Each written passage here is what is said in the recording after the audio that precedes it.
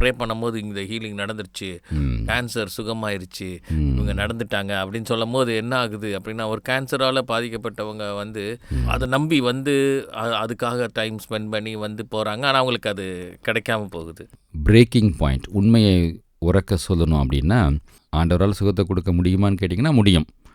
எல்லாருக்கும் கொடுக்குறாரான்னு கேட்டிங்கன்னா இல்லை, சிலருக்கு கொடுக்கறது இல்லை. இயேசு வாழ்ந்த நாட்களில் அநேக பிணியாளிகள் இருந்தார்கள். ஒரு 12 வருடம் பாடுள்ள ஸ்திரீக்கு சுகம் கிடைச்சது. ஒரு 38 வருஷம் முடங்கி கிடந்த முடவனுக்கு சுகம் கிடைச்சது. இயேசுக்கு அன்பானவர்கள் நிறைய பேர் மரித்திருப்பாங்க. ஒரு லாசர் தான் உயிரோடு எழுந்தார். அவர் திரும்பவும் மரிச்சிட்டார். இது அவருடைய ஆதீனத்தில் அவர் யாருக்கு அற்புத சுகம் கொடுக்க வேண்டும் என்று விரும்புகிறாரோ அவர்களுக்கு தான் கொடுக்குறாரு. ஏன் கேட்கறதுக்கு நமக்கு உரிமையும் இல்லை, நமக்கு புரிந்து கொள்ளக்கூடிய அறிவும் இல்லை. இதெல்லாம் நமக்கு புரியாதுங்கிறத புரிஞ்சுக்கிட்டோன்னா இன்னும் கொஞ்சம் மெச்சூர்டு கிறிஸ்டியன்ஸாக நம்ம வாழ முடியும்.